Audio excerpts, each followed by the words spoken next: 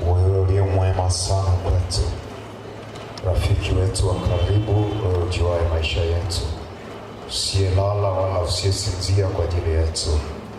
Ni sana wakati mwingine, Bwana, watoto wako tumejikusanya hemani mwako baada ya kukushukuru kwa vichache ulivyotupa. Tunayo kiu na shauku ya kusikia neno litokalo kwako. Mtumwa wako uliyemwandaa kwa zamu ya siku ya leo ameyapandia madhabahu kwa ajili ya kunena siri zako. Achilia nguvu za Roho Mtakatifu zimfunike na kumwezesha kuleta shauri lako, nasi mioyo yetu tunaifungua kwako. Bwana, neno hilo lisipite bure, bali likajengwe na kupandwa katika nafsi na mioyo yetu ya ndani, ili kasababishe mabadiliko katika maisha yetu. Katika jina la Yesu Kristo, tunayo imani kubwa kwamba tulivyokuja sivyo tutakavyotoka. Kila mmoja mahala palipokwama atakwenda kusogea. Yule aliye na afya sio sawasawa atakwenda kujengwa. Aliyeinama nafsi yake atakwenda kuinuliwa kupitia neno lako la uzima. Maana umesema neno linaua, lakini roho huisha. Tunayo imani kwamba Roho Mtakatifu atakuwa pamoja nasi katika ibada hii ya kusikia neno lako la uzima, katika damu na kwa jina la Yesu ninaomba, amen. Amen. Kuweza kunialika na kunikaribisha tena ili pia tushirikishane katika maneno ya uzima. Lakini pia nikupe hongera wewe uliyepata nafasi leo ya kushiriki katika ibada hii. Na amini kwamba huwa Mungu anapotoa nafasi tukutanike katika ibada za namna hii, huwa lazima kwako awe na jambo jipya. Lakini pia nataka nikuweke sawa katika neno au katika jambo hili. Siku zote tunapoonana kwa ajili ya kushiriki ibada, hakunaga jambo linaloitwa bahati mbaya. Kila kitu huwa Mungu anakuwa na sababu, kila kitu huwa Mungu anakuwa na kusudi. Kwa hiyo nataka tu nikualike kwa hizi dakika chache ambazo Mungu atanitia nguvu, ili pia niweze kushirikiana na mtumishi wa Mungu katika haya ambayo Mungu ameweza kuweka moyoni mwangu. Kwa Mungu akubariki na nikusii tega sikio lako. Lakini pia kabla sijaweza kwenda mbali sana, nina maneno machache ya utangulizi ambayo nitaweza kukushirikisha wewe mtu wa Mungu ambaye unapata nafasi ya kushiriki ibada hii. Nimesikia waliponiambia na twende nyumbani kwa Bwana. Sasa na mimi mchana wa leo nataka nianze na sentensi hii: ni wangapi katika mioyo yao wanafurahia hizi ibada? Na kama unakuja tu kwa ajili ya kuweza kutimiza wajibu, hautajua uzuri uliopo katika hizi ibada. Na maneno hayo aliongea ni mtu ambaye Mungu mwenyewe alimtia mafuta kuwa mfalme wa taifa la Israeli, na si mwingine ni mtu wa Mungu anaitwa Daudi. Na maneno haya aliyatamka unaposoma Zaburi 122 mstari wa kwanza. Anasema, na alifurahia waliponiambia na twende nyumbani kwa Bwana. Lakini pia sasa hebu pata picha, ujiulize, linganisha maisha ya Daudi aliyokuwa nayo, linganisha wazifa aliyokuwa nao, lakini ni kitu gani ndani ya moyo wake kilimsukuma na kusema na alifurahia waliponiambia na twende nyumbani kwa Bwana? Tafsiri yake, maana yake kuna aina ya vifungo ambavyo licha ya kwamba alikuwa na nafasi hiyo, alikuwa na vifungo vya tabia ya asili ambavyo vilikuwa vikimng'ang'ania, na akajua kabisa anapokuja nyumbani kwa Bwana hatatoka kama jinsi alivyo. Kwa hiyo kwa nini pia tunaendelea kukutanika namna hii? Yako maneno machache tu ambayo Yesu Kristo aliongea unaposoma kwenye Mathayo sura 28 mstari 1-19. Akawaambia wale mitume, enendeni ulimwenguni mote mkawafanye watu wote kuwa wanafunzi wangu. Sasa huyu Yesu ambaye alitoa maelekezo hayo kwa hao mitume kuwaagiza kupeleka jukumu ulimwenguni kote na kutufanya sisi kuwa wanafunzi, maana yake tafsiri yake, alipo mwanafunzi lazima pia mwalimu awepo. Unaposoma Yohana sura ya 13 na mstari wa 13, Yesu anaongea maneno haya, anasema nyinyi mwaniita rabi, maana yake nyinyi mwaniita mimi mwalimu. Akasema na ilivyo. Katika vile huduma 5, mojawapo ya huduma ambayo inalijenga kanisa ni huduma pia ya kiualimu, na hii ndiyo msingi. Kwa hiyo kama Mungu ametupa nafasi ya sisi kuweza kuonana katika hizi ibada, lazima pia turudi kwa Roho Mtakatifu na kumuuliza kila tunapokutanika, Mungu anataka aweke kitu cha aina gani ndani yako. Na ndio maana pia Yesu mwenyewe aliongea maneno haya. Unaposoma Yohana 7:37, alisema kila aonaye kiu na aje kwangu. Sasa leo tunao Wakristo ambao kwa desturi na kwa mila na kwa utaratibu walizaliwa katika hayo, lakini katika mioyo yao bado kumekuwa na uzito wa kuwa na shauku ya kutaka kujifunza na kulielewa neno ambalo ndio njia ya uzima katika maisha yao. Kwa hiyo Mungu atusaidie tunapopata nafasi ya ibada kama hizi, ni lazima tuzichangamkie, lakini pia lazima tujue kwamba Mungu analo kusudi katika maisha yetu. Na ndio maana hapa hakuna mtu ambaye alijiumba isipokuwa yuko aliyetuumba. Kwa maana hiyo kitendo cha wewe kuwa mtu lazima ujue ni sehemu ya muujiza mkubwa ambao hata wanasayansi wameshindwa kuigundua siri hii. Kwa hiyo ukishalitafakari hili, ukajitathmini mwenyewe jinsi ulivyo, lazima pia ujue una wajibu wa kuweza kumtumikia na kufungua moyo wako kukaa vizuri na Bwana. Amen. Sasa huyu ambaye aliyetoa maagizo kwamba enendeni ulimwenguni mote mkawafanye watu wote kuwa wanafunzi wangu, nina maneno machache ambayo ninaomba Mungu anisaidie uweze kuelewa, nikushirikishe kwa hizi dakika chache. Na especially katika mwezi wa 12 ambao sasa tayari tunakaribia kwenda kusherehekea sherehe ya kuzaliwa kwa Bwana wetu Mwokozi Yesu Kristo. Na hata nilipokuwa nimepata mwaliko wa kuja leo, bado pia niliweza kumshinda kumuuliza Mungu nishirikiane nini na nyinyi waheshimiwa ambao Mungu amewaamini. Lakini naamini kwa maneno machache haya, ninaamini atakusaidia kukupatia mwanga wa aina fulani. Leo nataka kwa sehemu tuweze kujadiliana kidogo sana kuhusiana na nyota ya mashariki. Hii nyota ya mashariki ilikuwa inatoa picha ya aina gani? Lakini pia na nyakati zile taifa la Kiyahudi wakiwa bado wapo katika upagani wa kupitiliza kama pia ilivyo leo, ingawa sisi tumepata nafasi ya kumjua Kristo na kupata neema ya maisha wokovu, lakini amini kwamba katika kizazi hiki tulicho nacho bado kuna watu wamekuwa na ukaidi wa kutokumjua Yesu Kristo na kazi kubwa ya ukombozi ambayo alikuwa ameifanya pale msalabani. Na kwa sababu Yesu Kristo yeye ndiye kielelezo sasa katika maisha yetu ya wokovu. Kwa hiyo kabla hatujaendelea na mambo mengine katika ratiba zetu za ibada, aidha kanisani au mahala hapa, ni vizuri pia leo tukumbushane kuweza kuangalia huyu Kristo ambaye alikwisha kutabiriwa miaka kadhaa iliyopita nyuma, na leo anatenda kazi kupitia Roho Mtakatifu. Lakini kusudi la wewe kukusaza kuwa hai ni kitu gani?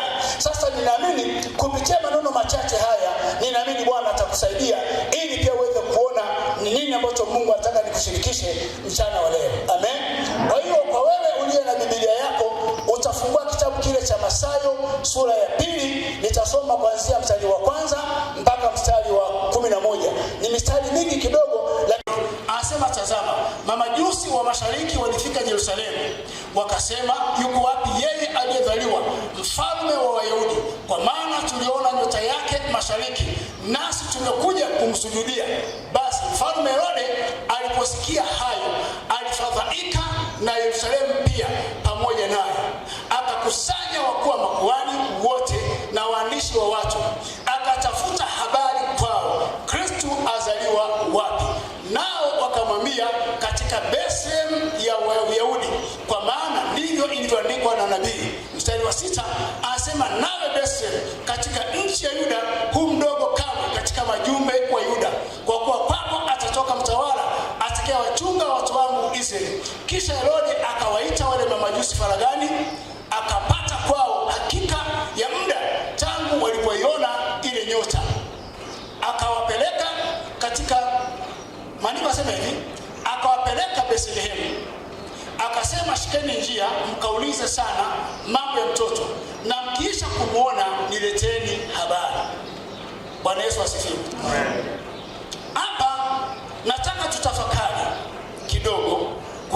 nyota ya mashariki, na sote kisa hiki tunakifahamu. Unaposoma Injili pia ya Luka inaelezea hizi habari. Lakini nyota ya mashariki tunaona watu wa kwanza kuweza kuifahamu au watu wa kwanza kuweza kugundua walikuwa wanaitwa mamajusi. Hawa mamajusi wa mashariki walikuwa ni watu aina gani? Na unavyoendelea kusoma vizuri Biblia inasema hawa watu walikuwa katika shughuli zao za kawaida, kama ambavyo mimi nyinyi hata leo mko mahali hapa katika majukumu yenu ya kawaida. Lakini mkini pengine kuna kitu ambacho kupitia ibada hizi Mungu anataka leo tusaidiane kufunguana macho, ili tujue kama ambavyo pia mamajusi hawa Mungu alitengeneza ishara kwao na wakagundua kuzaliwa kwake Yesu Kristo kupitia alama ya nyota. Maana yake hao watu walizaliwa katika mila na desturi za aina hiyo, lakini Mungu alitumia mazingira ya asili kuweza kujifunua kwao. Walipokuwa wameweza kuiona nyota hii, wakagundua nyota hii ni tofauti kabisa na nyota zingine. Unaposoma kitabu cha Amosi kinaelezea zamani zile jinsi ambavyo watu walipokuwa katika upagani wa hali ya juu, na namna ambavyo kwa kutazama nyota au baadhi ya vitu ambavyo vilikuwa vimeumbwa na watu wakavifanya kuwa miungu yao, wakiwa wanavitathmini na kushirikisha mahitaji walio nayo. Sasa hata watu pia nao walikuwa wamezaliwa katika hali hiyo, kama pia ilivyo leo. Hata sisi tuko hapa, tumetoka katika koo za aina tofauti. Kuna baadhi ya watu kwao habari za imani ya wokovu ni kitu ambacho ni kama vile hadithi fulani za abunuwasi. Lakini pia ashukuriwe Mungu kupitia ibada hizi ambazo zinaendelea mahali hapa. Yamkini pengine leo Mungu anataka wewe uchukue picha ya hao mamajusi, na hao mamajusi walipogundua kwamba ile nyota si ya kawaida, wakaamua sasa au wakachukua maamuzi yaliyo sahihi, wakakubaliana, wakasema twende tuifuate nyota katika nchi ya Israeli. Na walipofika kule ilikuwa lazima wafuate taratibu za kuingia katika nchi ile, kama ambavyo jinsi ilivyo leo kuna taratibu za aina tofauti unapotoka nchi moja kwenda nchi nyingine. Na Herode akapata taarifa, akasema hao wageni ambao wameiona alama ya hii nyota wametokea wapi? Ninahitaji kuonana nao. Na baada ya Herode kuonana na wale watu, wakamweleza walipokuwa wakifanya shughuli zao za kuchunga na namna walipokuwa wameona alama isiyokuwa ya kawaida katika nchi yake. Ndipo Herode, maandiko yanasema, akakusanya watu wenye kujua elimu ya maandishi, lakini pia wenye kipawa cha unabii, lakini pia na watu wenye kujua alama ya nyakati. Ndipo baada ya hapo sasa Herode akawaambia wale watu, shikeni njia mkatafute habari za huyo mtoto, mtakapokuwa mmezipata nani mniletee. Na tunaona huko mbele wale watu baada ya kufika wakaona kuzaliwa kwake Yesu Kristo jinsi kulivyokuwa. Ingawa Yesu alikuwa bado ni mdogo, lakini tunaona Mungu alitia ndani yao ufahamu wa kujua mtoto huyu aliyezaliwa si wa kawaida. Na ndipo pale tunaona neema ya wokovu ikawadondokea wao. Maandiko yanasema wakatoa manemane, wakatoa uvumba, na kisha wakamwabudu na kumsujudia. Na baadaye alipokuwa anajiandaa kutaka kurudi, Roho Mtakatifu akawatokea, akawaambia msirudi katika ile njia, kwa sababu Herode nimegundua ndani yake kulikuwa kuna hila. Sasa katika ile eneo kuna mambo mawili. Kwanza tutajaribu kudiscuss kuangalia mamajusi hao walikuwa ni nani. Hawa mamajusi unapoendelea kusoma Biblia, maana yake kwa lugha nyingine walikuwa ni wachawi. Na zamani zile kama si wachawi au walikuwa na elimu fulani hivi ya uganga, na walikuwa wamelisi hiyo desturi. Na unaposoma baadhi ya Biblia za Kiingereza ambazo zimetofautiana kuleta tafsiri ya maana hii kuweza kuyajua kwetu, na Biblia zingine za kisasa zikapunguza makali, hawa watu wakawaita mawezi meli. Na unaposoma pia Biblia zaidi unagundua nyakati zile hata baadhi ya wafalme na watu wakuu katika jamii waliokuwa kiasiliwa wakikwama, walikuwa wakienda kutafuta majibu kwa hawa, wakijua hawa watu walikuwa na majibu. Na kwa lugha nyingine ya Kiunani mamajusi hawa walikuwa wanaitwa magoi. Lakini pia ukija kwa Biblia ya Kiingereza ya King James Version inazungumzia hawa watu ambao wanaitwa magicians, maana yake watu waliokuwa wamebobea katika uchawi na walikuwa wamezaliwa katika desturi ile na wakaishi katika kawaida hiyo. Lakini kwa sababu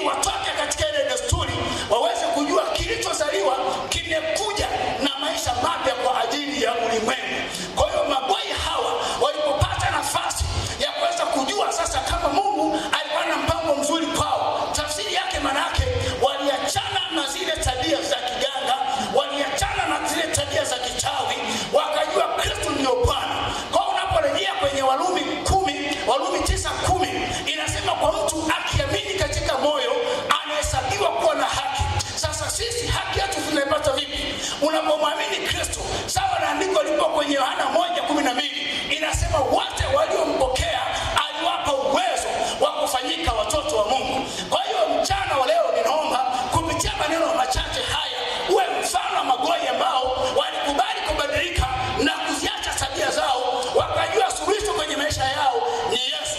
Kwa hiyo Yesu ndio kila kitu. Yesu sasa ametokea kisha kwa mtu mzima. Unaposoma Mathayo 11:28 anasema njooni kwangu nyinyi nyote mliolemewa na mizigo na masumbufu ya kila aina, anasema nami nitawapumzisha. Kwa tafsiri yake huyu Yesu ambaye leo tunamtathmini kupitia nyota ya mashariki ya mbali, lazima pia hata wewe leo Mungu akusaidie maamuzi yako ni yapi. Kwa hiyo kupitia ibada hizi ninatamani Mungu ndani yako atie karama ya kuona ni kitu gani ambacho kinaendelea katika ile eneo. Maana yake nimesema alipo mwanafunzi lazima pia mwalimu awepo, na kama mwanafunzi yupo lazima pia ujue, lazima pia shule ipo, na shule pia zimetofautiana. Kuna shule ambazo tunajua kabisa hizi shule ni bora, lakini pia kuna baadhi ya shule ambazo tunajua kabisa kwamba hii hata ukipeleka mtoto hawezi akaperform. Sasa elimu ya kiroho ni pana sana, na unaposoma Yohana 17:3 Yesu anajipambanua, anaongea maneno haya, anasema uzima wa milele ndio huu wa kujua wewe Mungu wa kweli na wa pekee. Kwa hiyo mchana wa leo ninaomba Mungu akusaidie umjue Kristo aliye Bwana na Mwokozi, ufahamu thamani yake ya kujitoa. Na ndio maana pia ninasema tena, ninashukuru hata kwa ajili ya uongozi wa kampuni hii kwa kuweza kulitambua jambo hili, kukushirikisha wewe mambo ya imani. Hili jambo sio dogo, maana yake Mungu anataka mtu mmoja afunguke kwenye ufahamu, ajue katika hizi ibada kuna majibu ambayo yapo kwa ajili ya maisha yenu. Unaposoma Zaburi sura 14:2 maandiko yameandikwa hivi, anasema Mungu akachungulia kutoka juu mbinguni aone kama kuna mtu mmoja mwenye akili duniani anayemcha Mungu. Ninaamini katika mtu mmoja huyo yawezekana pia ukawa ni wewe. Mungu akubariki. Simama mahali ulipo, tumwabudu Bwana kifupi. Yatafakari haya.